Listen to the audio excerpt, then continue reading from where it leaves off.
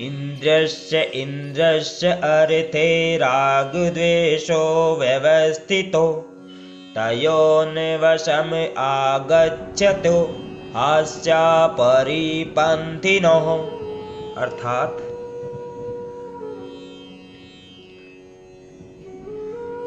प्रत्येक इंद्रिय तथा उसके विषय में संबंधित राग द्वेष को व्यवस्थित करने के नियम होते हैं। मनुष्य को ऐसे राग तथा द्वेष के वशीभूत नहीं होना चाहिए, क्योंकि ये आत्म साक्षात्कार के मार्ग में अवरोधक है। तात्पर्य जानेंगे।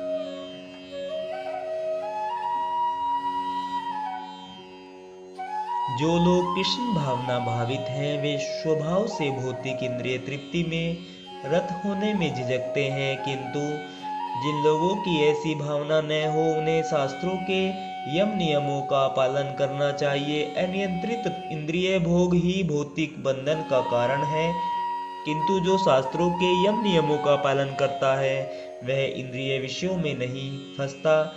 उदाहरणार्थ, यौन सुख बद्ध जीव के लिए आवश्यक है और विवाह संबंध के अंतर्गत यौन सुख की छूट दी जाती है। शास्त्रीय आदेशों के अनुसार अपनी पत्नी के अतिरिक्त अन्य किसी स्त्री के साथ यौन संबंध वर्जित है।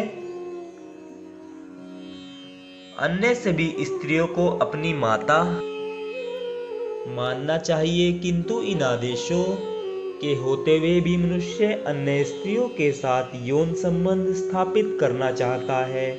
इन प्रवृत्तियों को दमित करना होगा, अन्यथा वे आत्म साक्षात्कार के मार्ग में बाधक होंगी।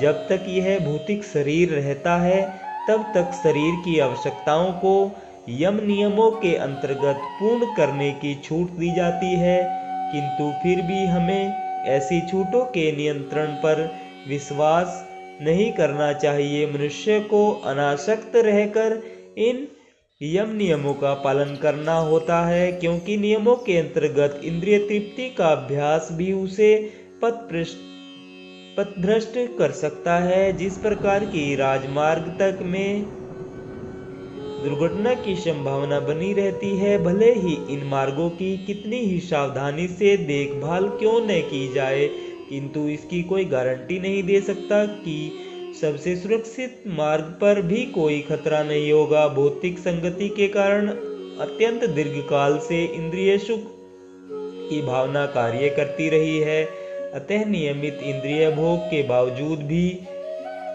च्युत होने की हर संभावना बनी रहती है। अतः सभी प्रकार से नियमित इंद्रिय भोग के लिए किसी भी आसक्ति से बचना चाहिए।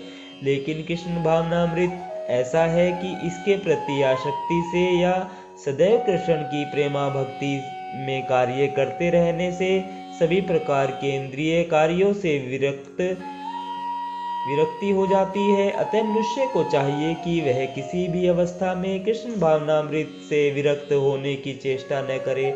समस्त प्रकार की इंद्रिय आसक्ति से विरक्ति का उद्देश्य अंततः कृष्ण भावनामृत के पद पर आसीन होना चाहिए। राधे राधे, जय श्री कृष्ण। आज हमने श्रीमद् भागवत गीता के अध्याय 3 के